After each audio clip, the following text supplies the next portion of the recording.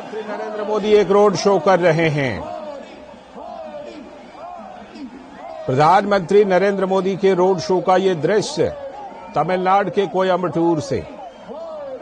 तो प्रधानमंत्री का जो साउथ कनेक्ट है, प्रधानमंत्री का जो दक्षिण का दौरा है, उसमें ये प्रमुख राजनीतिक कार्यक्रम प्रधानमंत्री नरेंद्र मोदी का। और जैसा कि हम जानते हैं कि लोकसभा चुनाव की घोषणा के बाद राजनीतिक कार्यक्रम के तौर पर प्रधानमंत्री नरेंद्र मोदी का यही प्रमुख कार्यक्रम है, जिसमें कि वो वहां भारतीय जनता पार्टी के प्रत्याशी के लिए रोड शो कर रहे हैं।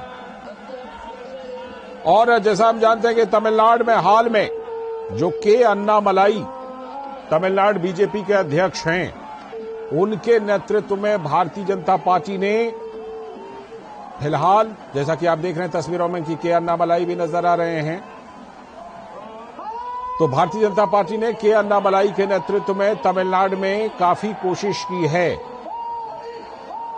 भारतीय जनता पार्टी पूरी कोशिश कर रही है कि तमिलनाडु में अपनी जो राजनीतिक जमीन है उसे तैयार किया जाए और तमिलनाडु से लोकसभा की सीटें भी जीती जाएं। इसी सिलसिले में प्रधानमंत्री नरेंद्र मोदी इस समय कोयम्बटूर में है। और प्रधानमंत्री नरेंद्र मोदी का जो ये तमिलनाडु का दौरा है, ये बहुत खास है, क्योंकि पिछले 1.5-2 महीने में ही प्रधानमंत्री नरेंद्र मोदी 3 बार दक्षिण भारत का दौरा कर चुके हैं और हर एक बार उन्होंने तमिलनाडु में भी अपने कार्यक्रम को रखा है। इस नए साल 2024 की बात कर लेते हैं। साल 2024 में ही प्रधानमंत्री नरेंद्र मोदी ने दक्षिण भारत का 3 बार दौरा किया है और उसमें तमिलनाडु भी शामिल रहा है। तमिलनाडु की संस्कृति को लेकर, वहां के जनजीवन को लेकर प्रधानमंत्री नरेंद्र मोदी खुले दिल से तारीफ कर चुके हैं। प्रधानमंत्री नरेंद्र मोदी की पहल पर काशी तमिल संगमम जैसे कार्यक्रम का विशेष रूप से आयोजन किया जाता है। तो काशी के सांसद, वाराणसी के सांसद भी हैं प्रधानमंत्री नरेंद्र मोदी, और तमिलनाडु की संस्कृति की खुलकर प्रशंसा करते हैं प्रधानमंत्री नरेंद्र मोदी। उसी सिलसिले में कोयम्बटूर में प्रधानमंत्री का ये रोड शो, जिसमें कि आप देख रहे हैं रोड के दोनों तरफ भारी संख्या में लोग वहां पर आए हैं, प्रधानमंत्री का अभिवादन कर रहे हैं। प्रधानमंत्री भी दोनों तरफ हाथ हिलाकर उनके अभिवादन का जवाब दे रहे हैं। और जैसा कि हम जानते हैं कि तमिलनाडु में फिलहाल डीएमके की सरकार है, लेकिन डीएमके नेताओं की तरफ से, विपक्षी इंडी गठबंधन के नेताओं की तरफ से कुछ ऐसे बयान आए हैं जो बयान मुद्दे बन रहे हैं। चाहे वो विभाजनकारी बयान हो, चाहे वो सनातन के विरोध का बयान हो, इन सब चीजों को भारतीय जनता पार्टी ने मुद्दा बनाया है।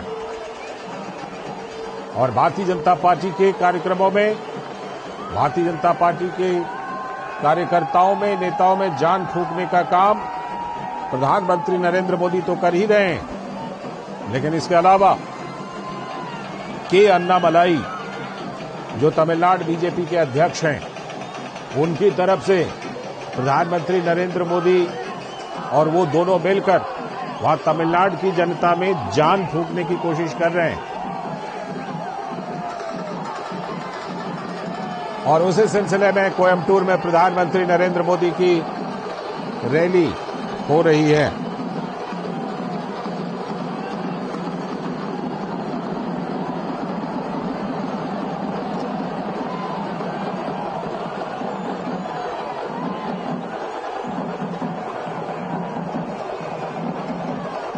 हमारे संवाददाता अनुज यादव और शैलेंद्र मिश्र हमारे साथ जुड़ रहे हैं।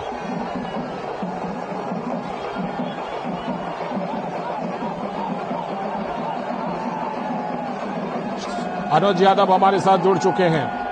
अनुज, जिस तरह से प्रधानमंत्री नरेंद्र मोदी का ये रोड शो दिख रहा है और जिस तरह से कि लोगों में उत्साह दिखाई पड़ रहा है, मैं बिल्कुल एकदम इस समय जो हमारी तस्वीर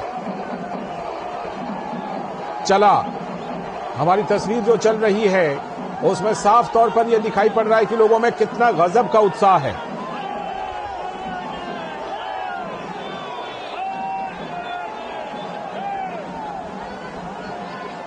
अनुज, आवाज आ रही है? जी लालचंद। हाँ अनुज, मैं आपसे ये जानना चाह रहा था कि तस्वीरें जिस तरह से दिखाई पड़ रही हैं कोयम्बटूर से, लोगों में गजब का उत्साह, फूलों की बारिश। देखिए, दक्षिण भारत में लगातार प्रधानमंत्री अपने दौरे कर रहे हैं। चुनावों की घोषणा से पहले ही दक्षिण भारत के राज्यों को कई हजार करोड़ की सौगात प्रधानमंत्री ने दी। और सबसे बड़ी बात यही है कि आज लालचंद्र, जो तस्वीरों में आप देख पा रहे हैं, ये उन्हीं योजनाओं का जमीनी स्तर पर जो लोगों को सुविधाएं दी गई हैं, जो योजनाएं दी गई हैं, कल्याणकारी योजनाएं जो दिल्ली से चलकर दक्षिण भारत तक पहुंची हैं, शायद उसी का धन्यवाद दे रही है कोयम्बटूर जनता। दोनों तरफ फूलों से स्वागत, अपने प्रिय नेता प्रधानमंत्री का स्वागत कर रही है तमिलनाडु की जनता, कोयम्बटूर की जनता। और सबसे बड़ी बात यही है लालचंद्र की दक्षिण भारत के अंदर भारतीय जनता पार्टी को, कमल के फूल को जिस तरीके से समर्थन मिल रहा है, कहीं ना कहीं अब वो बातें एक बार फिर से, जो कभी राजनीतिक पंडित इस बात को कहा करते थे कि भारतीय जनता पार्टी सिर्फ उत्तर भारत की पार्टी है, हिंदी बेल्ट की पार्टी है, दक्षिण भारत के अंदर भारतीय जनता पार्टी कुछ ज्यादा नहीं कर पाती चुनावों में, वो सारी बातें ये उमड़ा हुआ जन सैलाब बता रहा है। सड़कों के दोनों तरफ हजारों की संख्या में लोग, चाहे वो युवा हो, बुजुर्ग हो, महिलाएं हो, जो फूलों से अपने नेता का, प्रिय नेता का स्वागत कर रही है कोयम्बटूर की जनता। तो निश्चित तौर पर अब हिंदी बेल्ट से निकलकर दूसरे राज्यों में, दक्षिण भारत के राज्यों में, और इसका सबसे बड़ा कारण लालचंद्र प्रधानमंत्री पिछले दिनों में जिस तरीके से इस बात को कहते रहे हैं कि वो तमिलनाडु, तेलंगाना के अंदर तमिल भाषा में लोगों से जुड़ना चाहते हैं। और इसकी शुरुआत भी कर दी गई है आर्टिफिशियल इंटेलिजेंस के माध्यम से। आज प्रधानमंत्री अपना जो भी भाषण देते हैं उसको तेलुगु में भी सुना जा सकता है। ये एक सबसे बड़ी बात है कि प्रधानमंत्री हर भाषा में, हर क्षेत्रीय इलाके के अंदर उसी अंदाज में, उन्हीं की परंपरा और संस्कृति में लोगों से जुड़ने का जो तरीका प्रधानमंत्री ने पहली बार देश की जनता को दिया है, ये वही तस्वीरें दिखा रही हैं कि किस तरीके से अगर किसी नेता की, देश के प्रधानमंत्री की नीति और नीयत अच्छी हो तो उसमें क्षेत्र, उसमें भाषा बीच में नहीं आती, उसमें अपनापन आता है, कुछ कर गुजरने की अगर इच्छा हो।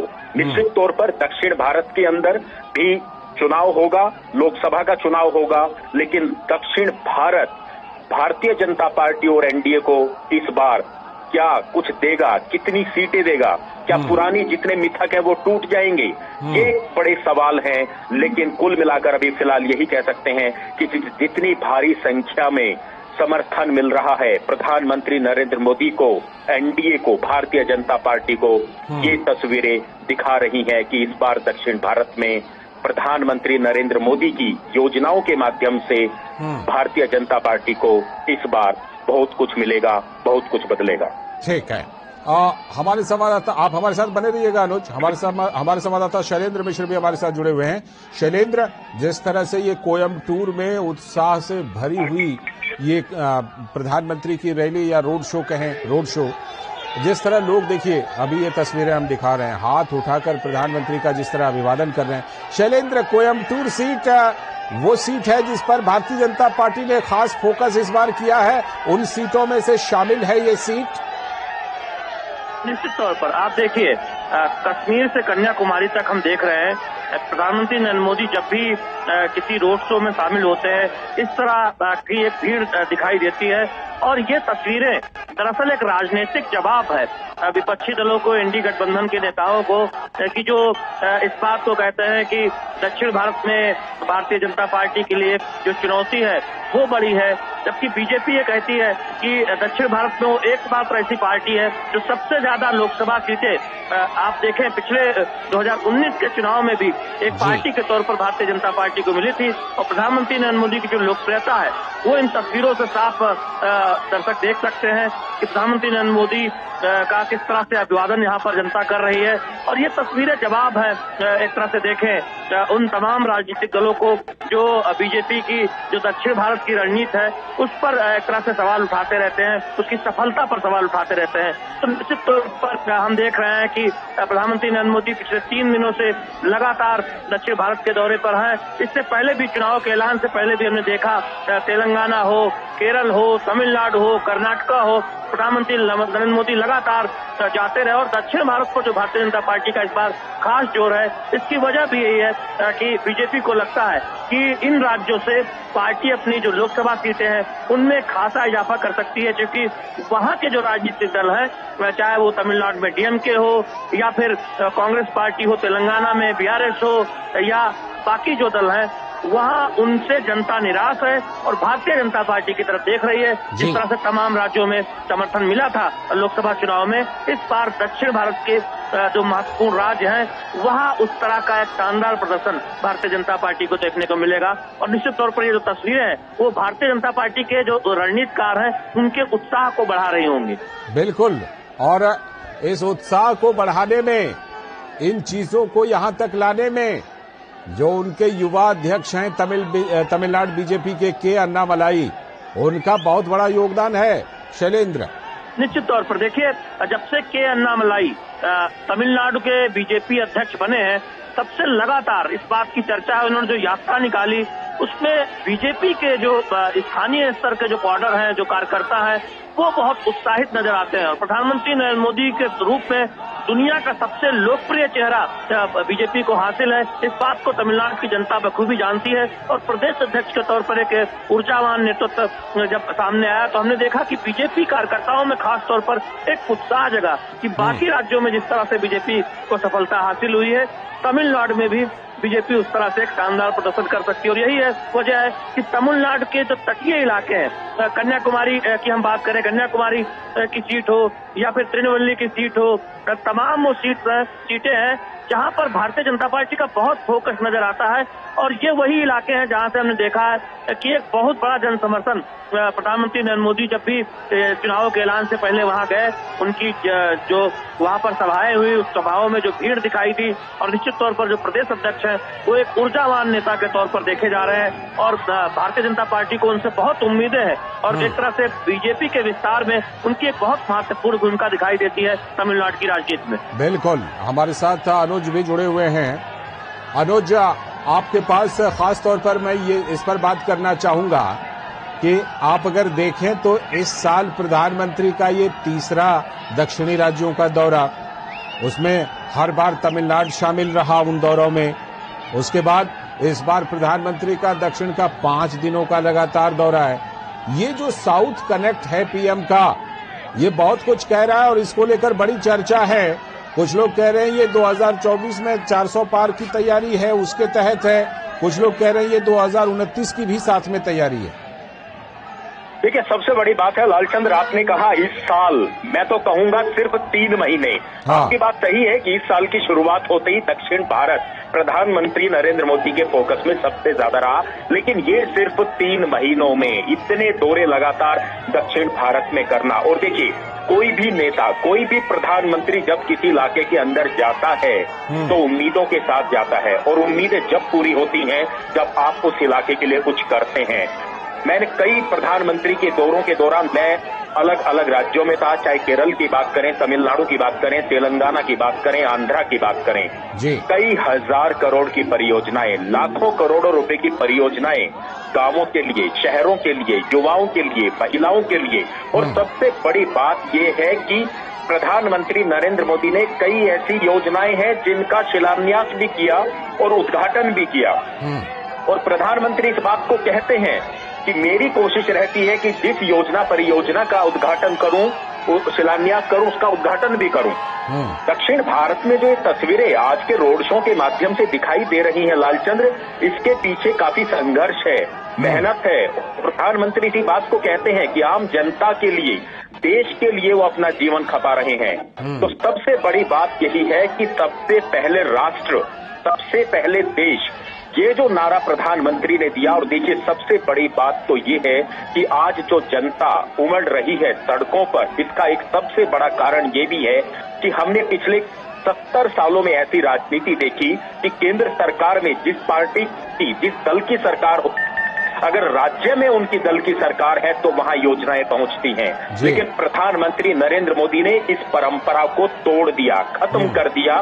किसी भी राजनीतिक दल की सरकार हो, लेकिन दिल्ली से पैसा पूरे देश के अंदर बराबर हिस्से में जाएगा, सबके हिस्से का पैसा मिलेगा, सबके हिस्से की योजनाएं मिलेंगी। दूसरी सबसे बड़ी बात, वंशवाद की राजनीति को खत्म करना, भ्रष्टाचार को खत्म करना, ये बड़े मुद्दे प्रधानमंत्री लगातार उठाते रहे हैं। उत्तर भारत के कई राज्यों में वंशवाद की राजनीति खत्म हुई है, उस परंपरा को प्रधानमंत्री तोड़ना चाहते हैं। और दक्षिण भारत के अंदर कई राज्यों का विकास सिर्फ इसी वजह से नहीं हो पाया कि वंशवाद की राजनीति और भ्रष्टाचार की जो राजनीति कई दशकों तक लगातार चलती रही, वहां सिर्फ एक वर्ग का विकास हुआ, आम जन का विकास नहीं हुआ।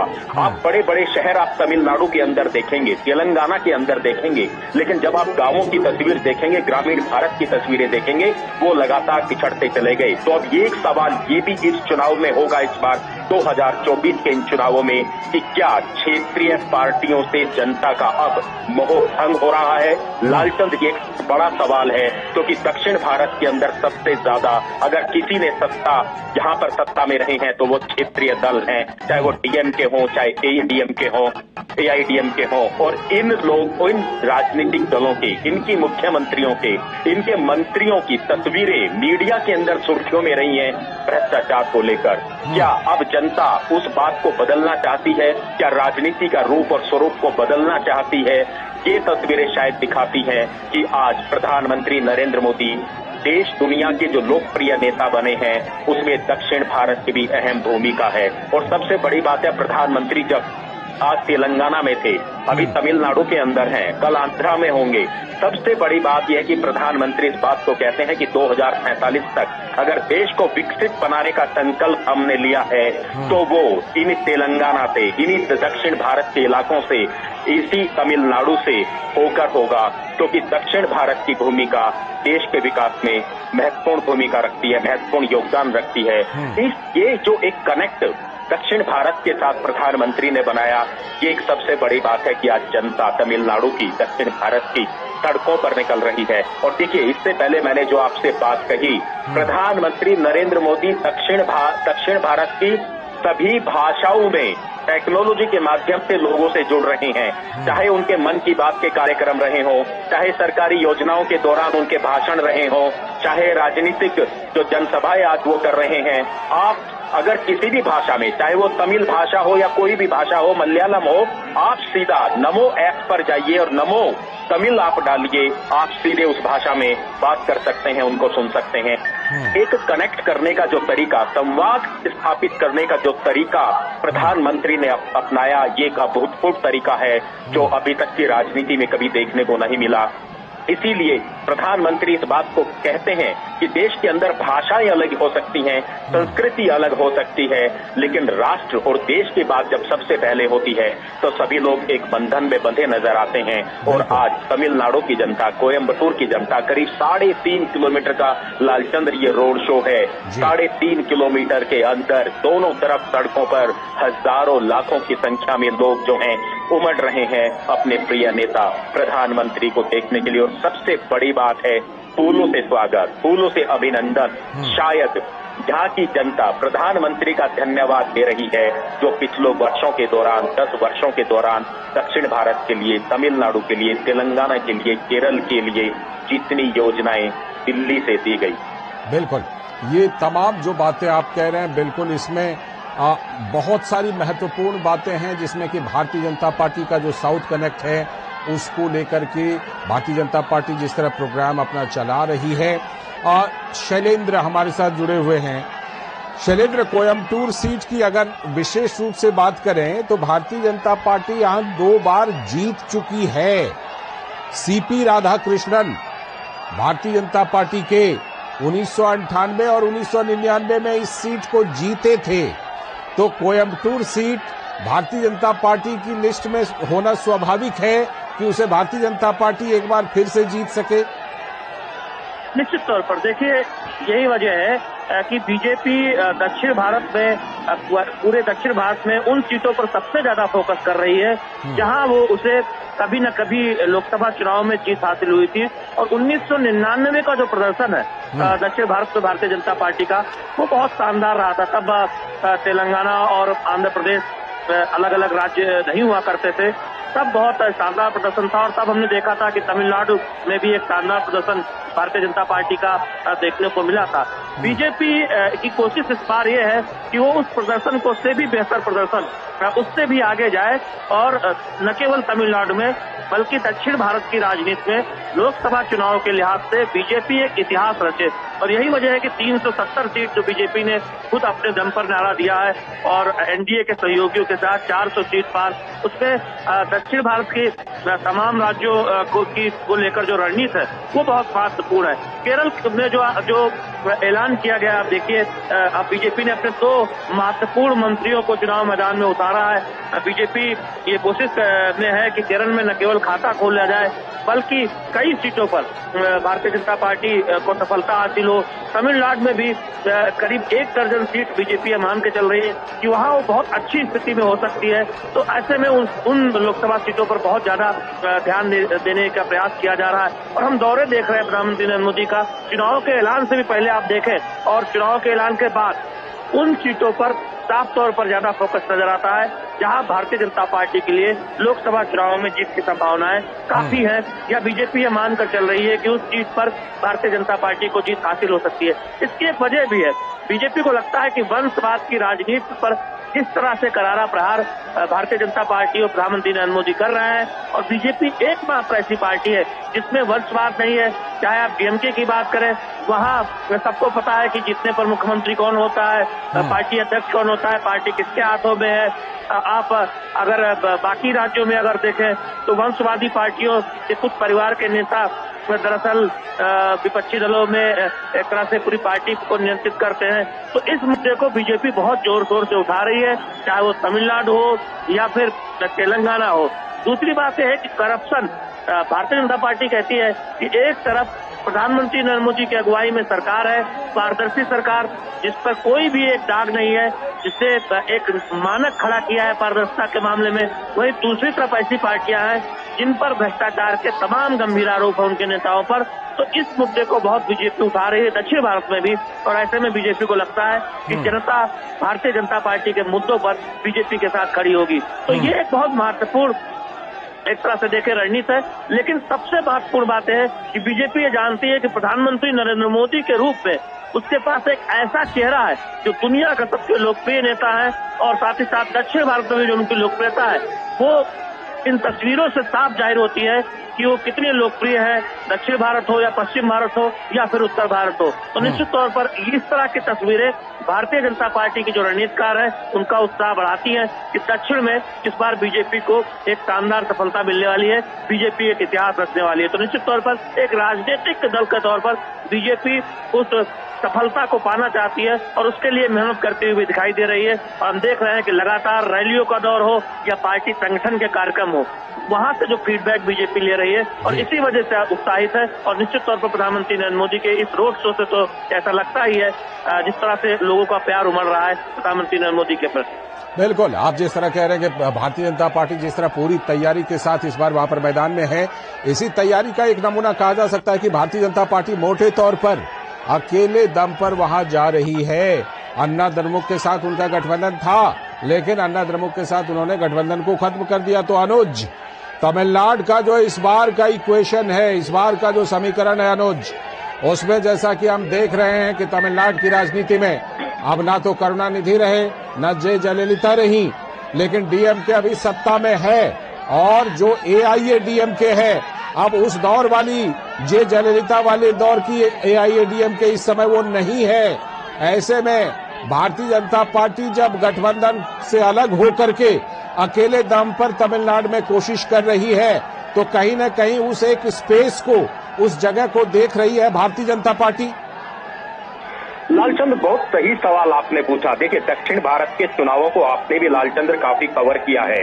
उस समय का दौर अलग था, राजनीति अलग थी। इन तस्वीरों को देखकर शायद आज आपके मन में भी ये बात हो रही होगी कि जब आप उस दशकों में लंबे समय पहले जब आप उन चुनावों को कवर करते होंगे तो शायद भारतीय जनता पार्टी और कमल के फूल के झंडे शायद आपको इतने ना दिखाई देते हो। आज सबसे बड़ी बात लालचंद्र यही है कि दक्षिण भारत के अंदर भारतीय जनता पार्टी क्षेत्रीय दलों के साथ मैदान में उतरती थी, लेकिन इस बार आप देखिए कितना ज्यादा उत्साह भारतीय जनता पार्टी और कितना ज्यादा भरोसा भारतीय जनता पार्टी को है कि तमिलनाडु के अंदर बिना किसी गठबंधन के अकेले दम पर वो चुनावी मैदान के अंदर है।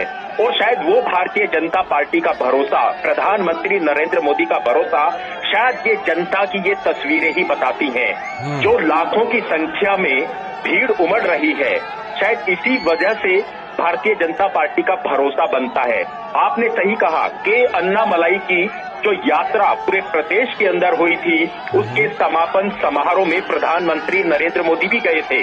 उस समय मैं वहां मौजूद था। शायद मैंने पहली बार दक्षिण भारत के अंदर इतनी बड़ी भीड़ को देखा जिसमें 6 से 7 लाख लोग इकट्ठा हुए थे प्रधानमंत्री को सुनने के लिए।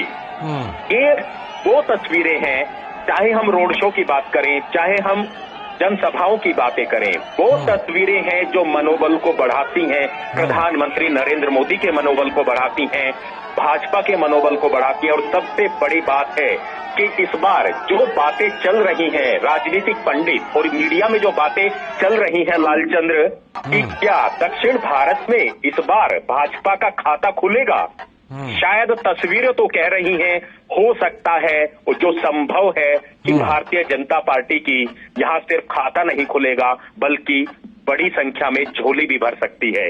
और ये तस्वीरें शायद वो ही बयां कर रही हैं।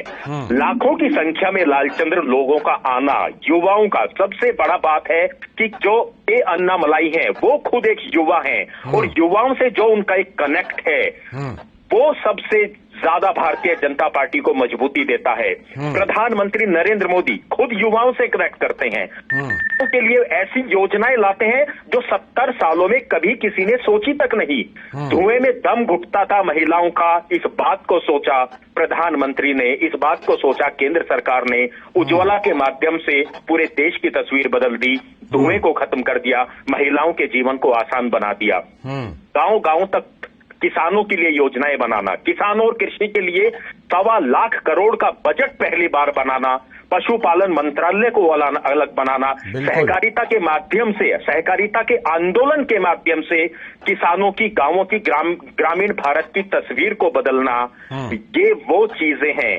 देखिए, सहकारिता के बारे में कहते थे कि सहकारिता आंदोलन का सपना तो भारत ने आजादी के पहले से देखा था, लेकिन वो 70 सालों में पूरा नहीं हुआ, पिछले 5 सालों में पूरा होता हुआ कैसे दिखाई दिया, एक सबसे बड़ी बात है। तो देखिए, जब सबसे बड़ी बात है जब आम आदमी के जीवन में बदलाव आता है सरकार के माध्यम से, सरकार की नीतियों के माध्यम से, सरकार के जन कल्याणकारी योजनाओं के माध्यम से, तो फिर सड़कों पर उस नेता को देखने के लिए, सुनने के लिए, उसको धन्यवाद देने के लिए इसी तरीके से जन सैलाब उमड़ता है जो आज कोयम्बटूर की धरती पर, कोयम्बटूर के अंदर दिखाई दे रहा है। सड़क के दोनों तरफ अपने प्रिय नेता का स्वागत करती हुई कोयम्बटूर की जनता।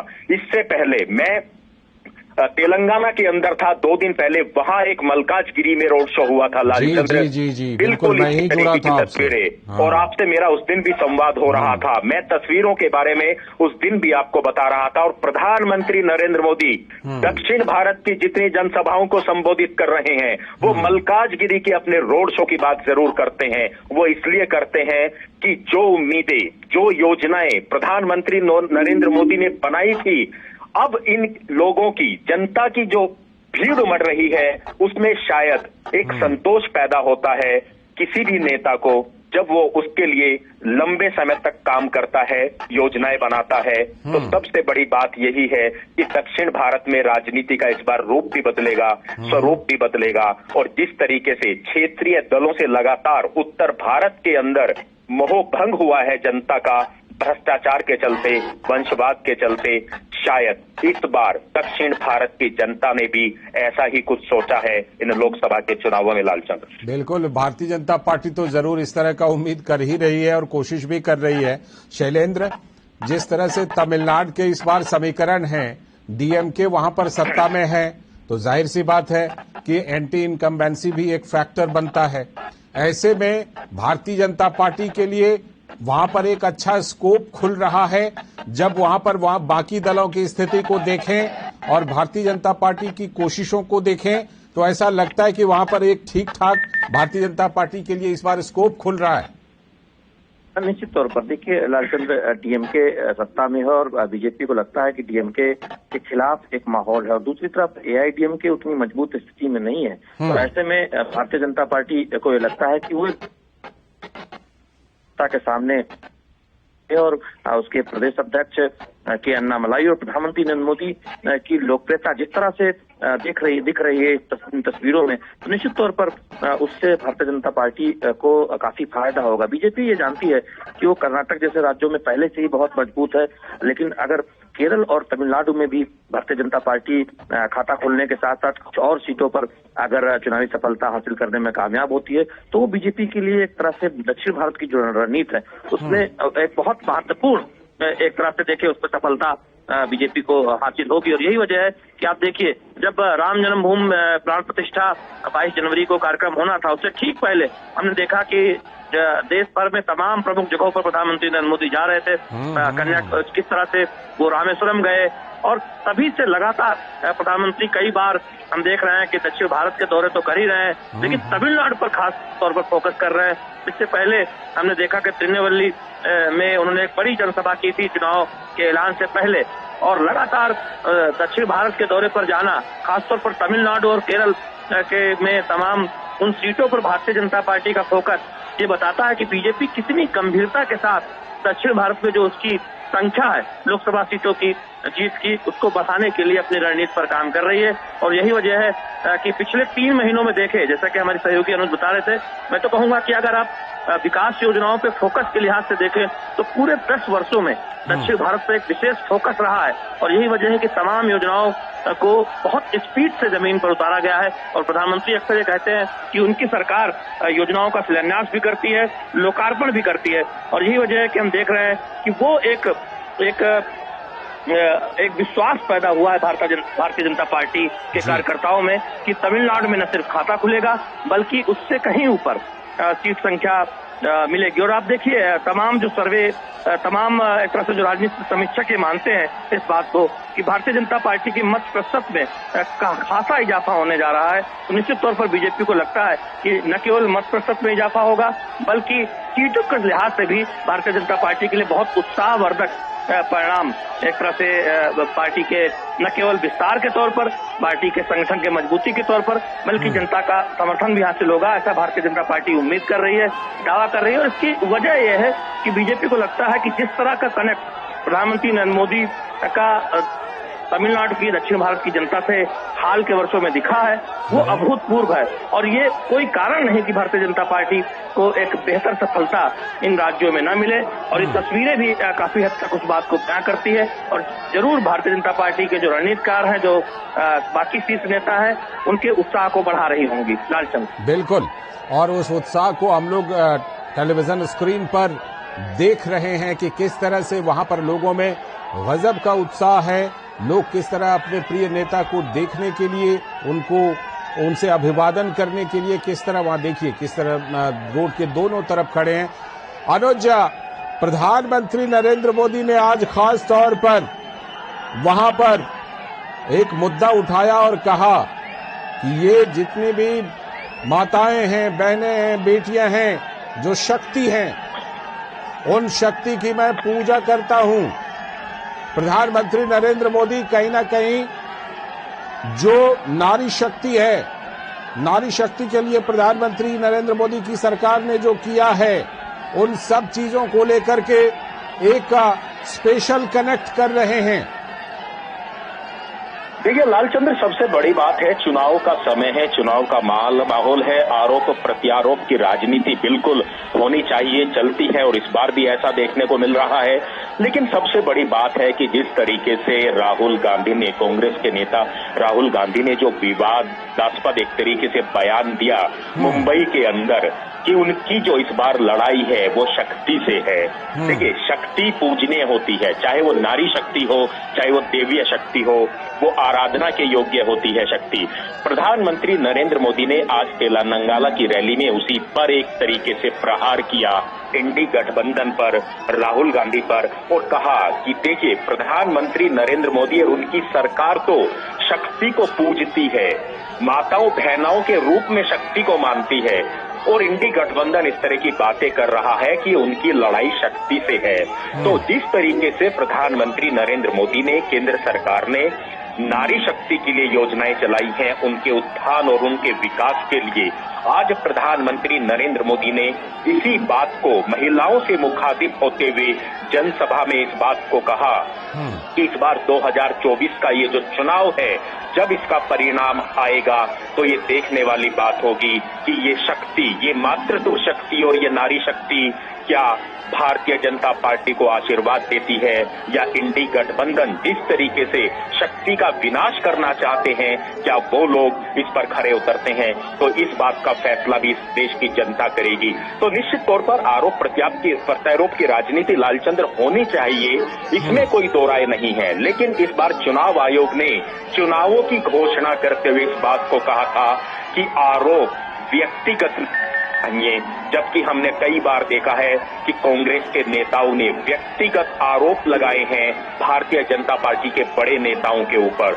व्यक्तिगत आरोप से बचना चाहिए, क्योंकि लोकतंत्र के अंदर जो लोकतंत्र की जो रंग बिरंगी तस्वीर है चुनाव के माध्यम से, उसमें संवाद होना चाहिए, बहस होनी चाहिए, उसमें आरोप प्रत्यारोप होने चाहिए, लेकिन व्यक्तिगत आरोप नहीं होने चाहिए। तो निश्चित तौर पर प्रधानमंत्री ने आज कड़ा प्रहार उस पर किया।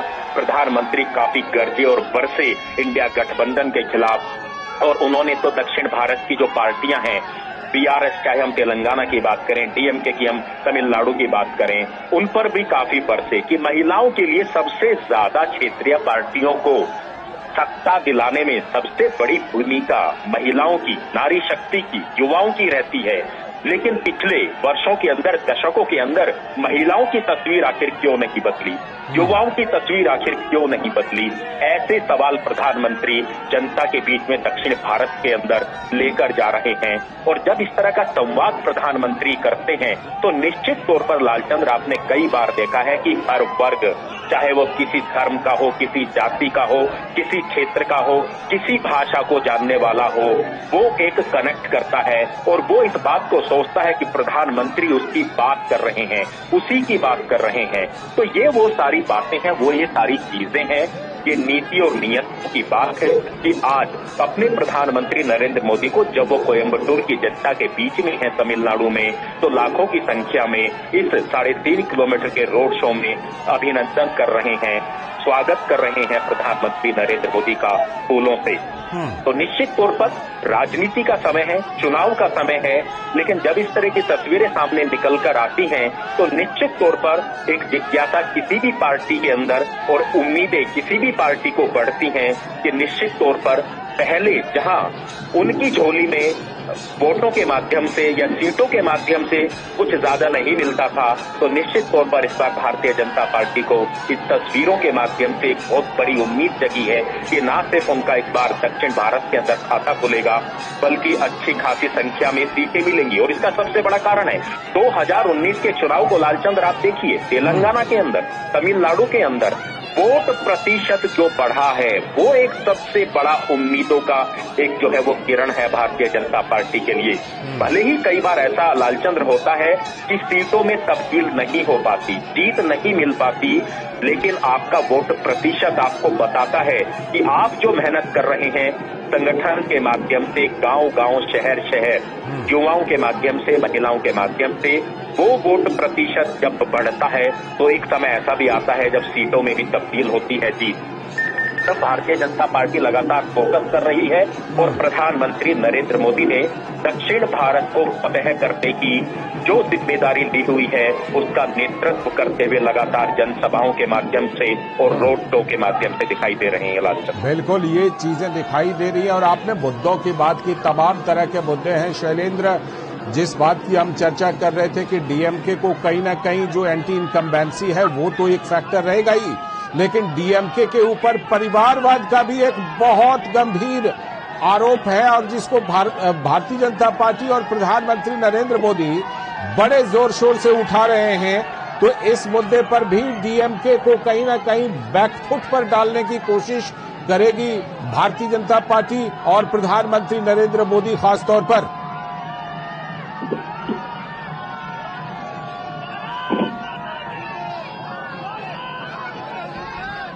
शैलेंद्र, अब तक आवाज आ रही है? बिल्कुल, निश्चित तौर पर आप देखिए लालचंद्र कि वंशवाद और भ्रष्टाचार ये दो ऐसे मुद्दे हैं जो न केवल दक्षिण भारत में बल्कि पूरे देश में हम देख रहे हैं कि भारतीय जनता पार्टी इस मुद्दे पर विपक्षी दलों पर निशाना साध रही है। बीजेपी का कहना है कि बीजेपी एकमात्र ऐसी पार्टी है जिसमें वंशवादी परिवारों की राजनीति नहीं होती। वहीं दूसरी तरफ इंडी गठबंधन है, कांग्रेस पार्टी है, तमिलनाडु में डीएमके है। सब जानते हैं कि डीएमके में जो मौजूदा सरकार है आगे किस उनकी जो पीढ़ी है, आप जानते हैं कि पहले अगर आप देखें कि डीएमके में किस तरह से एक ही परिवार का शासन लगातार आगे बढ़ता जा रहा है, तो ये बात बीजेपी बहुत जोर से हुई है जी, जो पारदर्शी शासन के साथ तमिलनाडु को आगे ले जाना चाहती है। तो वहीं दूसरी तरफ वंशवादी परिवार वाले दल है जो दरअसल अपने परिवार को आगे ले जाना चाहते हैं। तो दो ऐसे मुद्दे हैं जिस पर हम देख रहे हैं कि न केवल तमिलनाडु बल्कि पूरे दक्षिण भारत में और यूं कहें कि पूरे भारत में बीजेपी उस मुद्दे को बहुत जोर शोर से जनता के सामने रख रही है कि देखिए एक तरफ भारतीय जनता पार्टी है जिसके लिए देश पहले है, वहीं दूसरे जो दल है, जो विपक्षी दल है, जो उनकी जो राजनीति है वो परिवार बचाने की राजनीति है। तो ये बहुत बड़ा मुद्दा हम देख रहे हैं कि तमिलनाडु में भी भारतीय जनता पार्टी से जोर शोर से उठा रही है कि देखिए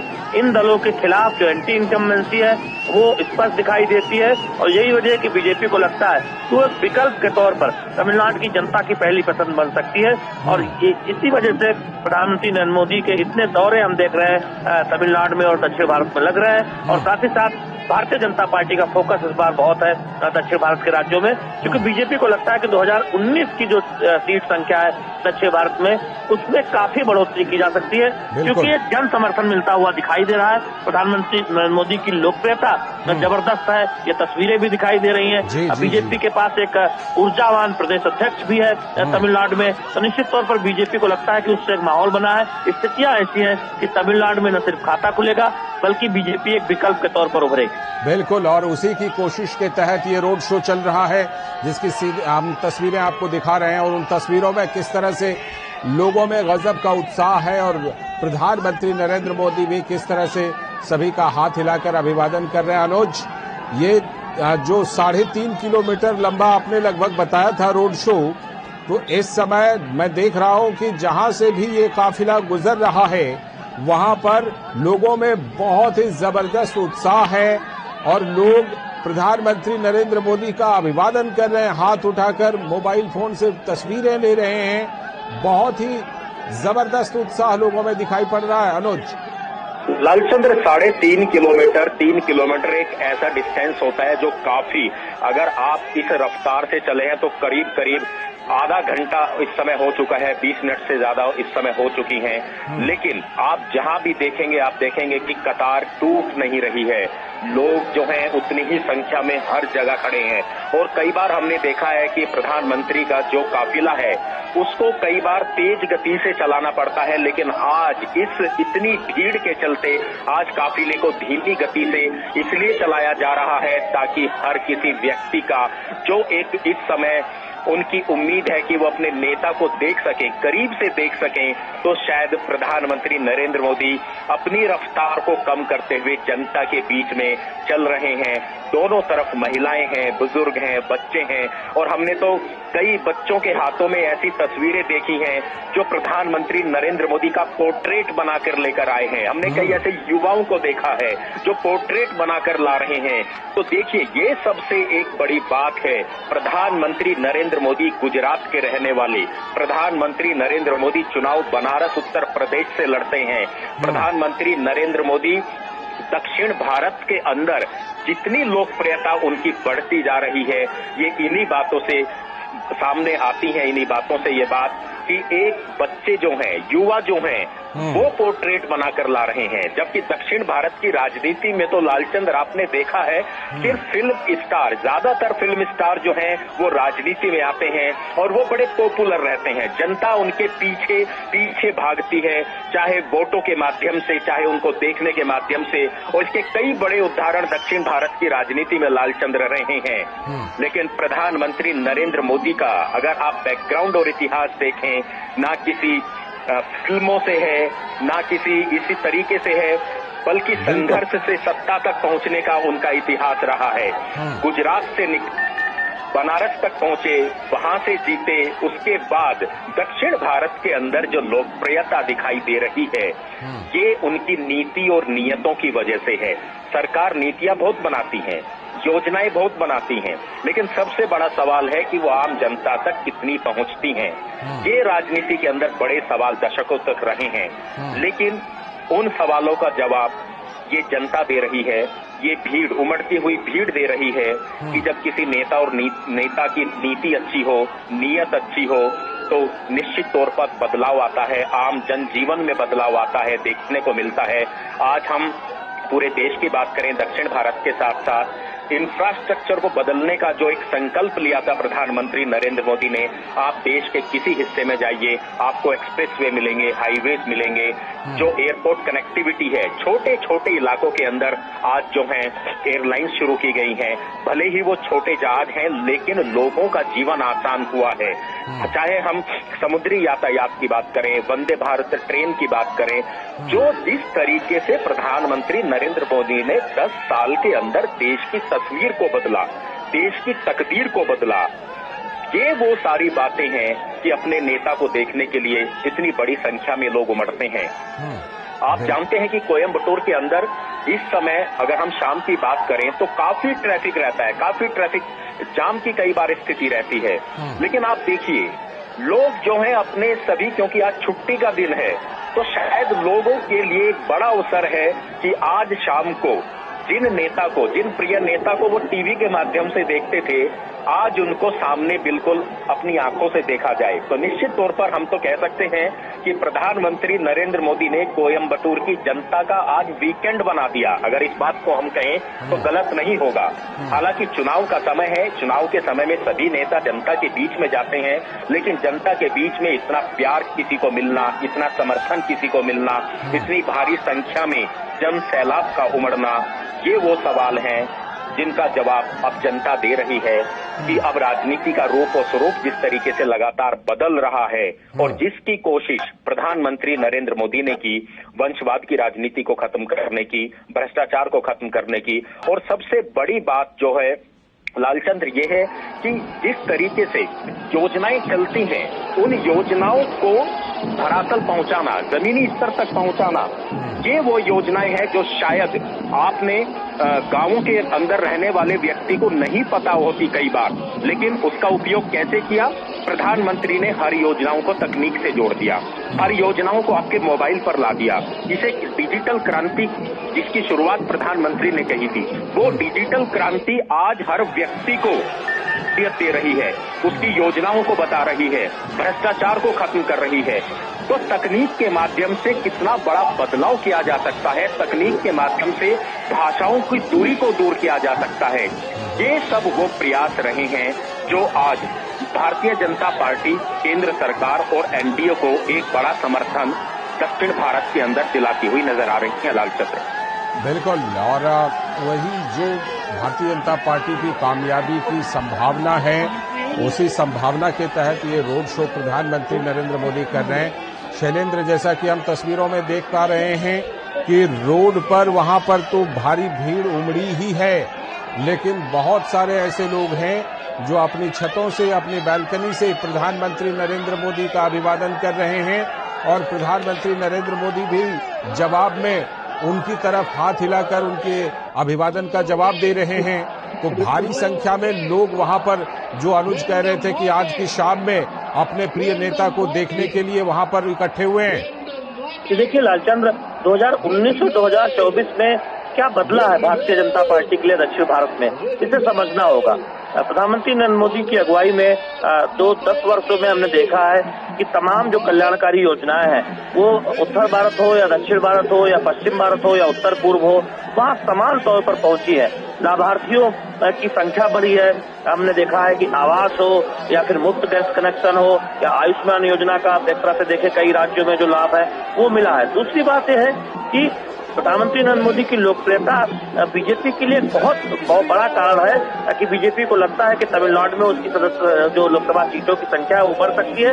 लेकिन इसके साथ ही साथ इस बार दरअसल एक मजबूत स्थानीय एक टीम मिली है, जिसमें हम देख रहे हैं कि बीजेपी को सफलता मिली है कि वो स्थानीय स्तर पर पार्टी को मजबूत करने में सफल साबित हुई, जो कि ये बहुत जरूरी है कि बूथ स्तर पर भारतीय जनता पार्टी मजबूत हो। किसी भी राजनीतिक दल के लिए जरूरी है कि अगर उसे चुनावी सफलता हासिल करनी है तो पार्टी के संगठन को सक्रिय होना पड़ेगा और बूथ स्तर पर पार्टी का संगठन खड़ा हो। और बीजेपी इस मामले में तमिलनाडु में एक सफलता पाती हुई दिखाई दे रही है कि पार्टी को 2019 के मुकाबले 2024 में जो उसका संगठन है वो काफी मजबूत है और उसका विस्तार भी हुआ है। यही वजह है कि बीजेपी कहती है कि तमिलनाडु में न इस बार कोई न केवल खाता खुलेगा बल्कि एक बहुत शानदार नतीजे भारतीय जनता पार्टी के लिहाज से रहेंगे। तो ये प्रमुख बदलाव हम 2019 के मुकाबले 2024 के चुनाव में देख रहे हैं और राजनीतिक समीक्षक भी ये मान रहे हैं कि बीजेपी की जो दावेदारी है वो 2019 के मुकाबले इस बार के लोकसभा चुनाव में दक्षिण भारत में, खासतौर पर तमिलनाडु में या फिर तेलंगाना में या आंध्र प्रदेश में ज्यादा बेहतर स्थिति में दिखाई दे रही है। उसकी वजह है कि पार्टी ने संगठन के स्तर पर बहुत काम किया है और प्रधानमंत्री नरेंद्र मोदी की अगुवाई में कल्याणकारी योजनाओं का काफी फायदा दक्षिण भारत के राज्यों को भी मिला है और साथ ही साथ तमाम बुनियादी ढांचा परियोजनाएं वो बहुत तेजी से जिनकी रफ्तार के साथ उसे पूरा किया गया है दक्षिण भारत में, चाहे तमिलनाडु में हो या फिर तेलंगाना में हो या कर्नाटक या आंध्र प्रदेश में। बिल्कुल, और जो वो तमाम योजनाएं हैं उनका लाभ वहां पर लोगों को मिला है देश के बाकी हिस्सों की तरह। तो प्रधानमंत्री नरेंद्र मोदी भी बार बार उन चीजों का जिक्र भी करते हैं और भारतीय जनता पार्टी ने उसे लाभार्थियों को जो लाभ मिला है उसे एक मुद्दा भी बनाया है। अनुज, जिस तरह से प्रधानमंत्री नरेंद्र मोदी का ये रोड शो चल रहा है, प्रधानमंत्री नरेंद्र मोदी के और क्या क्या कार्यक्रम हैं इस बार का, जो ये प्रधानमंत्री का 5 दिनों का साउथ का, दक्षिण का जो दौरा है? देखिए, प्रधानमंत्री नरेंद्र मोदी का कल तमिलनाडु के अंदर उनकी जनसभाएं हैं और दक्षिण भारत की यात्रा के बाद लगातार 4 दिनों तक प्रधानमंत्री दक्षिण भारत में रहे। दक्षिण भारत के अंदर अब बाकी देश के अंदर, चाहे हम पूर्वोत्तर की बात करें, क्योंकि पहला फेज का जो चुनाव होगा वो उत्तर भारत के कई राज्यों के अंदर है। प्रधानमंत्री उन सभी राज्यों के अंदर जाएंगे, इसी तरीके से रोड शो और जनसभाओं को संबोधित करेंगे। लेकिन सबसे बड़ी बात लालचंद्र है जिसका एक बार से हम फिर से जिक्र करना चाहेंगे और हमारे सहयोगी शैलेंद्र ने बड़ी अच्छी बात कही। देखिए, भारतीय जनता पार्टी की जीत और भारतीय जनता पार्टी जिस तरीके से लगातार अपना वोट बैंक बढ़ा रही है, वोट प्रतिशत बढ़ा रही है, उसके पीछे अगर सबसे बड़ा कोई कारण है तो वो है मजबूत संगठन। और संगठन मजबूत कब होता है लालचंद्र? मैं तो इस बात को कहूंगा कि दूसरी विपक्षी पार्टियों को भी भारतीय जनता पार्टी से सीख लेनी चाहिए। संगठन मजबूत तब होता है जब संगठन के अंदर काम करने वाले युवा नेता को इस बात का एक विश्वास रहता है कि किसी दिन, एक दिन वो भी बड़ा नेता बनेगा। और प्रधानमंत्री नरेंद्र मोदी ने वो करके दिखाया है। उसका सबसे बड़ा उदाहरण हरियाणा, उसका सबसे बड़ा उदाहरण मध्य प्रदेश, राजस्थान, जहां एक आम कार्यकर्ता, एक पार्टी कार्यकर्ता को मुख्यमंत्री पद तक पहुंचाया जाता है। ये एक सबसे बड़ी जीत है संगठन को मजबूत करने की और भारतीय जनता पार्टी को जीत हासिल करने की। विपक्षी पार्टियों को, चाहे वो क्षेत्रीय पार्टी हो या राष्ट्रीय पार्टी हो, ये सीख लेनी चाहिए भारतीय जनता पार्टी से निश्चित तौर पर, क्योंकि अपना जीवन खपाने के लिए युवा राजनीति में नहीं आता, अपना जीवन बनाने के लिए, दूसरों का जीवन बनाने के लिए और समाज की सेवा करने के लिए आता है। और ये सबसे बड़ा उदाहरण भारतीय जनता पार्टी के अंदर देखने को मिलता है कि एक एक कार्यकर्ता की जो मजबूती है उसका उतना ही सम्मान उसको मिलता है जितनी वो है। चुनाव का समय है, लोकसभा चुनाव होने जा रहे हैं, ऐसे में ये बात हर राजनीतिक दल के लिए होनी चाहिए कि उनके कार्यकर्ता जब सड़कों पर मेहनत करते हैं तो उन्हें राजनीति की हिस्सेदारी भी, राजनीति में हिस्सेदारी भी मिलना चाहिए। प्रधानमंत्री नरेंद्र मोदी और भारतीय जनता पार्टी ने ये करके दिखाया है और शायद दक्षिण भारत के अंदर युवाओं के अंदर एक बड़ी उम्मीद भारतीय जनता पार्टी से है, बड़ी उम्मीद प्रधानमंत्री नरेंद्र मोदी से है। इसी वजह से हम कह सकते हैं कि एक जो भारी संख्या में जो जन सैलाब उमड़ रहा है सड़कों पर, ये बदलती हुई राजनीति का स्वरूप और रूप बता रहा है। लालचंद, बिल्कुल, ये बदलती हुई राजनीति के बारे में कहीं ना कहीं ये तस्वीरें जो हैं वो संकेत दे रही हैं। शैलेंद्र, जैसा कि हम देख रहे हैं कि प्रधानमंत्री के इस रोड शो में केंद्रीय मंत्री एल मुरुगन भी शामिल हैं, कि अन्नामलाई तो हैं ही, भारतीय जनता पार्टी के तमिलनाडु के अध्यक्ष केंद्रीय मंत्री एल मुरुगन भी हैं। ये बताइए कि इस बार जिस तरह से भारतीय जनता पार्टी ने यह तय किया है कि बहुत सारे बड़े नेताओं को उन्होंने लोकसभा चुनाव के मैदान में उतारा है, तमिलनाडु में जो भारतीय जनता पार्टी ने इस बार टिकट देने का प्लान बनाया है, जितने टिकट अभी तक दिए हैं, उसमें किस तरह के चेहरे इस बार तमिलनाडु में भारतीय जनता पार्टी की तरफ से देखने को मिल रहे हैं या मिल सकते हैं आगे चलकर? शैलेंद्र, देखिए लालचंद्र, आप देखिए केरल में भारतीय जनता पार्टी ने एक तरफ युवा उम्मीदवारों को मौका दिया है, तो वहीं केंद्रीय मंत्री वी मुरलीधरन हो या फिर राजीव चंद्रशेखर हो, उन्हें चुनाव मैदान में उतारा है, जिससे एक संदेश गया है कि भारतीय जनता पार्टी अपने बड़े नेताओं को भी चुनाव लड़ने के लिए चुनाव मैदान में उतार रही है और साथ ही साथ जो संगठन में काम कर रहे युवा नेता हैं उनको भी चुनाव मैदान में उतार रही है। तमिलनाडु में हम देखेंगे कि जो सूची आएगी उसमें निश्चित तौर पर संगठन के कई चर्चित चेहरे होंगे जो चुनावी मैदान में एक तरह से देखे भारतीय जनता पार्टी की तरफ से उम्मीदवार के तौर पर नजर आएंगे। तो ये एक संकेत होगा कि जिसमें कुछ ऐसे भी चर्चित चेहरे हैं जो पूर्व में सरकारों में मंत्री रह चुके हैं या फिर जिनको राजनीतिक तौर पर बड़ा अनुभव रहा है, और साथ ही साथ महिला उम्मीदवारों पर भी आप देखें कि कुछ बड़े चेहरे तमिलनाडु में हम देख रहे हैं, तमिलनाडु की राजनीति में भारतीय जनता पार्टी की तरफ से लड़ते नजर आएंगे। तो ये एक बहुत महत्वपूर्ण रणनीति होगी बीजेपी के लिहाज से, जिसमें भारतीय जनता पार्टी ने दिखाया है अभी तक जो दक्षिण भारत की जो जिन राज्यों में सीटों पर उम्मीदवारों का ऐलान हुआ है उनमें एक संतुलन दिखा है, युवा चेहरों का, अनुभवी चेहरों का, और साथ ही साथ केंद्र में मंत्री पद पर जिन नेताओं ने जिम्मेदारी संभाली है उनको भी लोकसभा चुनाव के में मैदान में उतारा गया है। तो हम तमिलनाडु में भी देखेंगे कि इस तरह के कुछ चुनाव के मैदान में भारतीय जनता पार्टी की तरफ से लड़ते नजर आएंगे। इस रणनीति पर बीजेपी आगे बढ़ेगी, इस तरह के संकेत है तमिलनाडु में भी। बिल्कुल, वो तमाम जो भारतीय जनता पार्टी, हम जानते हैं कि अपने चुनावों में जब जाती है तो बहुत ही तैयारी के साथ, बहुत ही रिसर्च और होमवर्क के साथ जाती है, अपने कैंडिडेट को भी उसी तरह से चुनती है। लेकिन अनुज, ये जो रोड शो चल रहा है इसमें खास तौर पर कुछ नारे जो हमें बड़ी जोर शोर से सुनाई पड़ रहे हैं, उसमें मोदी मोदी के नारे हैं, उसमें जय श्री राम के भी नारे हैं। ये तमाम नारे इस रोड शो से उभर करके सामने आ रहे हैं और ज्यादा सुनाई पड़ रहे हैं। ये तमाम चीजें मुद्दा बनने वाले हैं तमिलनाडु के चुनाव में भारतीय जनता पार्टी के लिए।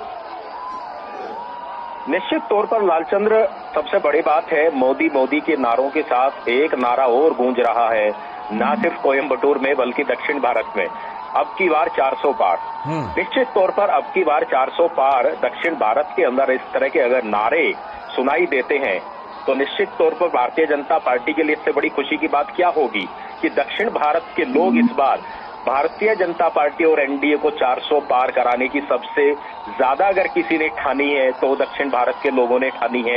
इस तरह के नारे भी इस तरह के रोड शो में दिखाई दे रहे हैं, जनसभाओं में इस तरह के नारे सुनाई दे रहे हैं।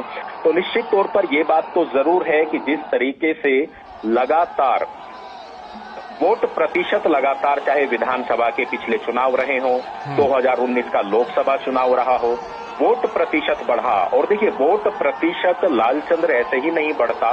वोट प्रतिशत तभी बढ़ता है जब उस पार्टी के प्रति, उस पार्टी के नेताओं के प्रति लोगों में एक विश्वास होता है। और भारतीय जनता पार्टी की जो एक सबसे बड़ी पुरानी बात रही है वो रही है कि चुनावी मैदान में जो उम्मीदवार जनता के बीच में जाता है, जिसको टिकट दिया जाता है, उसको कई बातों पर परखा जाता है। सबसे पहली बात है कि उसकी छवि, साफ छवि होनी चाहिए, समाज सेवा के अंदर उसका अनुभव होना चाहिए। इस तरह की बातें प्रधानमंत्री नरेंद्र मोदी और भारतीय जनता पार्टी जब करती है, युवाओं को टिकट देती है, महिलाओं को टिकट देती है, और सबसे बड़ी बात है जिनकी साफ छवि होती है, जब उनको टिकट मिलता है तो शायद गर्व होता है भारतीय जनता पार्टी को भी और प्रधानमंत्री नरेंद्र मोदी को भी कि ऐसे कैंडिडेट के लिए जनता वोट करने के लिए अपने घरों से निकलती है, उसे अपना जनप्रतिनिधि बनाने के लिए निकलती है। और हमने तो कई बार देखा कि भारतीय जनता पार्टी चेहरों को बदल देती है। भारतीय जनता पार्टी के लिए चेहरा महत्वपूर्ण नहीं है, भारतीय जनता पार्टी के लिए छवि महत्वपूर्ण है। और इस बात को तो प्रधानमंत्री कई बार कह चुके हैं लालचंद्र, कि चेहरे से ज्यादा छवि महत्वपूर्ण है। इसी वजह से आज अभी तक जितने भी टिकटों की घोषणा है, उन सभी टिकटों में इस बातों का ध्यान रखा गया है।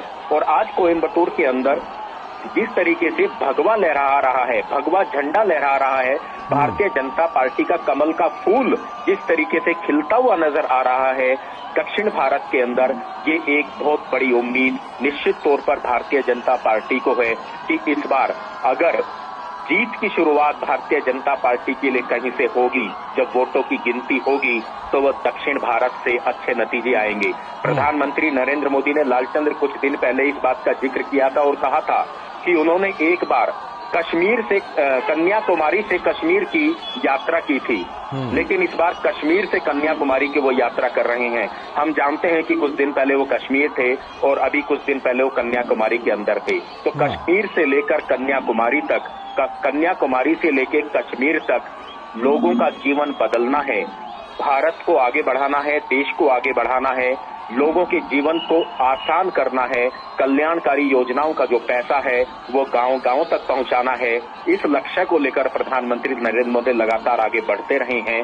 और आज रोड शो चाहे दक्षिण भारत में हो, पूर्वोत्तर भारत में हो या उत्तर भारत में हो, आपने देखा होगा कि इसी तरीके से जो कोयम्बटूर के अंदर तस्वीरें आप देख रहे हैं, इसी तरीके से जन सैलाब उमड़ता है प्रधानमंत्री के किसी भी रोड शो में, किसी भी जनसभाओं के अंदर। ये एक विश्वास पैदा होता है, एक विश्वास पैदा करता है, अच्छी राजनीति के संकेत देता है और बदलती हुई राजनीति के भी संकेत देता है। लालचंद, बिल्कुल, बदलती हुई राजनीति के संकेत हैं, बदलती हुई राजनीति की तस्वीरें हैं। और शैलेंद्र, उन्हीं तस्वीरों में अभी एक तस्वीर दिखी थी जिसमें कि कुछ लोग जो हैं वो लिख कर लाए हैं अपने प्लेकार्ड में कि मैं हूं मोदी का परिवार। ये तमिलनाडु में भी बड़ा मुद्दा बनता दिख रहा है बाकी हिस्सों की तरह।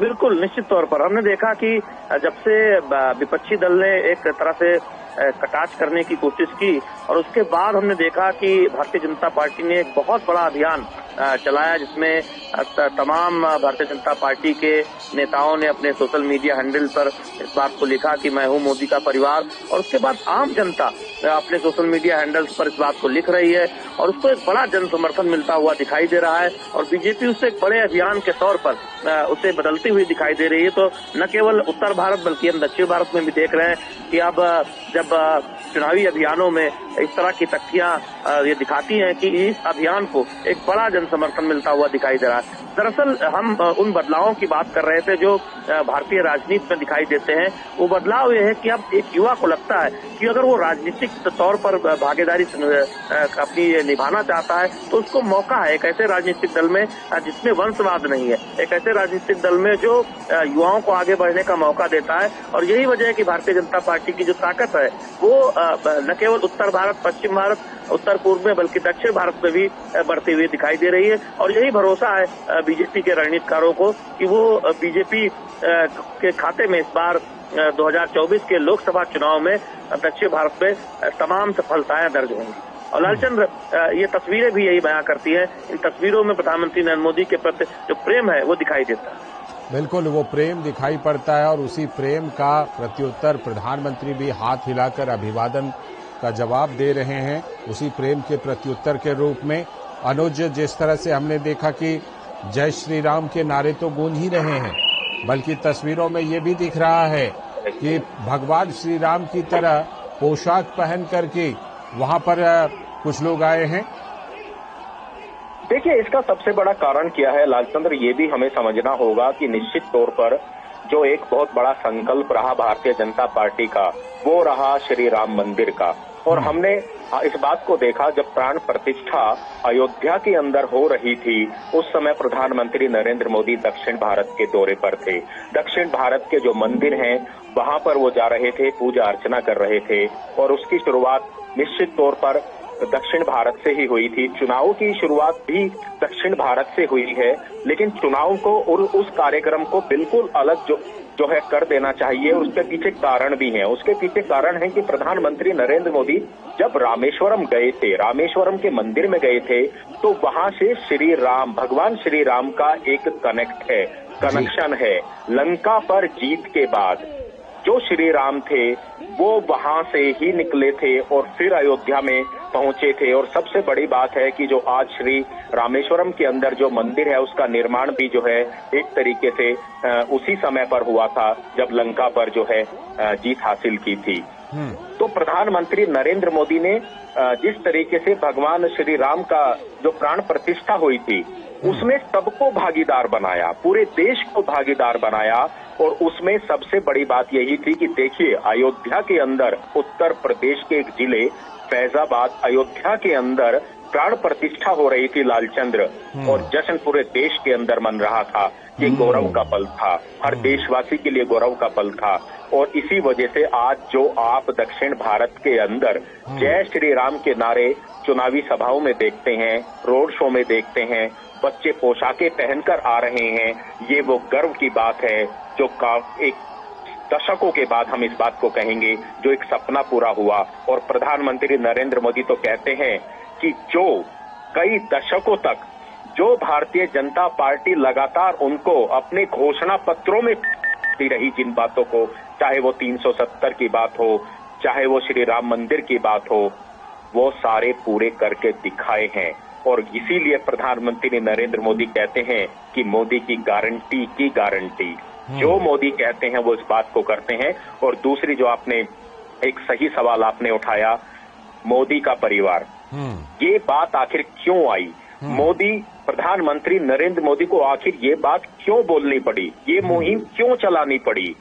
इसी वजह से लालचंद्र की जिस तरीके से परिवारवाद राजनीति के अंदर लगातार न सिर्फ हावी हो रहा है, बढ़ता जा रहा है।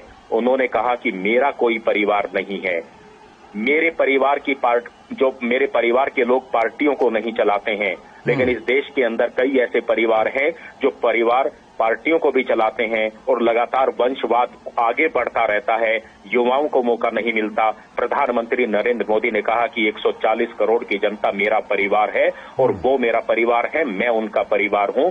ये जो एक मुहिम चलाई गई है, ये होती है एक राष्ट्र की बात। एक राष्ट्र जो है वो एक परिवार के रूप में है।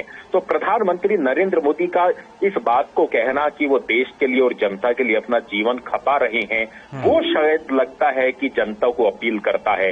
प्रधानमंत्री नरेंद्र मोदी की बातें लोगों को प्रभावित करती हैं और वो प्रभाव शायद इसी रोड शो के माध्यम से, ऐसे ही रोड शो के माध्यम से दिखाई देता है। और सबसे बड़ी बात है कि देखिए, प्रधानमंत्री नरेंद्र मोदी ने समाज के किसी भी वर्ग को, क्षेत्र के किसी भी इलाके को नहीं छोड़ते, कनेक्ट करने की कोशिश करते हैं, संवाद करने की कोशिश करते हैं सभी लोगों से। और जब किसी भी क्षेत्र के अंदर, किसी भी राज्य के अंदर, किसी भी धर्म के अंदर हम इस बात को कहें, किसी भी जाति के लोगों के अंदर हम बात कहें, जब हर व्यक्ति को ये बात लगने लगती है कि ये प्रधानमंत्री नरेंद्र मोदी तो हमारी बात कर रहे हैं, हमारी बात कर रहे हैं, आम आदमी की बात कर रहे हैं, तो ये एक जो कनेक्ट बनता है, जो एक संवाद बनता है, वो लोगों को जोड़ता है। और शायद इसी वजह से हम इस बात को कह सकते हैं कि प्रधानमंत्री नरेंद्र मोदी की लोकप्रियता बढ़ रही है, भारतीय जनता पार्टी और एनडीए का जन समर्थन बढ़ रहा है। चुनाव का समय है, निश्चित तौर पर राजनीतिक पार्टियों के लिए परीक्षा का समय जरूर है, लेकिन परीक्षा के समय में कौन कितनी तैयारी करता है, कितनी मजबूत तैयारी करता है, ये तो उसी बात पर निर्भर करता है। जो जितनी मजबूत तैयारी करेगा उसको उतना ही अच्छा रिजल्ट मिलेगा। निश्चित तौर पर प्रधानमंत्री नरेंद्र मोदी तो इस बात को लालचंद्र मंचों से कहते रहे हैं कि विपक्ष एक अच्छा विपक्ष, मजबूत विपक्ष हो, वो ये भी चाहते हैं। लेकिन विपक्ष अपनी तैयारियों में आखिर क्यों पिछड़ जाता है, ये भी एक सवाल चुनावों के समय में दिखाई देता है। निश्चित तौर पर राहुल गांधी भी पिछले कुछ दिनों में जो नेता हैं, बड़े नेता हैं, वो एक लंबी यात्रा पर थे। वो भी तस्वीरें देश की जनता ने देखी मीडिया के माध्यम से, ये भी तस्वीरें देश के माध्यम से देखी। बाकी राजनीतिक दलों के नेता हैं, चाहे वो आरजेडी नेता तेजस्वी यादव हों, अखिलेश यादव हों, दूसरे राजनीतिक दलों के नेता हों, वो भी रोड शो करते हैं, चुनाव प्रचार करते हैं। नरेंद्र मोदी प्रधानमंत्री भी करते हैं, बाकी भारतीय जनता पार्टी के लोग हैं वो भी करते हैं। लेकिन एक अगर देखें तो एक फर्क दिखाई देता है, वो फर्क दिखाई देता है कनेक्ट, लोगों के साथ सीधा कनेक्ट, सीधा संवाद। ये राजनीति का बदलाव जो हम बार बार बात कर रहे हैं लालचंद्र, ये राजनीति में बदलाव है। ये विपक्षी पार्टियों को भी समझना होगा। और लोकतंत्र की मजबूती तो लालचंद्र इसी में है कि सभी राजनीतिक पार्टी लोकतंत्र के इस पर्व में बड़ी संख्या में हिस्सेदारी लें और लोगों के मुद्दों को लेकर जनता के बीच में जाएं। उनके लिए कौन पार्टी क्या काम करेगी, इन बातों को लेकर जाए। ये एक अच्छे लोकतंत्र और मजबूत लोकतंत्र की तस्वीर होती है। आज प्रधानमंत्री नरेंद्र मोदी अपनी पार्टी के लिए, अपने गठबंधन के लिए दक्षिण भारत में वोट मांगने के लिए निकले हैं। आज वो कोयम्बटूर में है, तमिलनाडु में है, भारी जन सैलाब उमड़ रहा है। निश्चित तौर पर हर पार्टी को उम्मीद होती है, हर पार्टी जो मेहनत करती है उसको उम्मीद होती है कि उसको ज्यादा से ज्यादा वोट मिले, ज्यादा से ज्यादा सीट मिले। और शायद प्रधानमंत्री नरेंद्र मोदी भी अपने एनडीए गठबंधन के लिए और अपनी पार्टी के लिए जन समर्थन जुटाने के लिए अब सड़कों पर निकले हैं लालचंद। बिल्कुल, वो जन समर्थन दिख रहा है। और प्रधानमंत्री नरेंद्र मोदी जिस तरह से कनेक्ट करते हैं, आपने वो बात की। शैलेंद्र, जैसा कि हम देख रहे हैं कि जो जन सैलाब उमड़ा हुआ है, उस जन सैलाब में नारी शक्ति की उपस्थिति खास तौर पर और बहुत ही उत्साहित दिख रही हैं वहां पर उपस्थित महिलाएं प्रधानमंत्री के इस रोड शो में। इसकी एक वजह भी है, आप तमाम उन कल्याणकारी योजनाओं को देखते हैं जो महिला के कल्याण पर केंद्रित है। प्रधानमंत्री नरेंद्र मोदी, मैं जरा आपको इस समय रोकना चाहूंगा। अभी हम वो तस्वीरें दिखा रहे हैं जिसमें कि प्रधानमंत्री नरेंद्र मोदी ने कोयम्बटूर में जो 1998 में बीजेपी के नेता लालकृष्ण आडवाणी की कोयम्बटूर यात्रा के दौरान बम धमाके हुए थे और उनमें 55 से भी ज्यादा लोगों की जान चली गई थी। तो वहीं पर प्रधानमंत्री नरेंद्र मोदी उन सभी को श्रद्धा सुमन अर्पित कर रहे हैं। हम आपको बता दें कि ये जो घटना हुई थी, ये 1998 की घटना थी। उस समय भारतीय जनता पार्टी के वरिष्ठ नेता लालकृष्ण आडवाणी की कोयम्बटूर में एक रैली थी। उसी यात्रा के दौरान वहां पर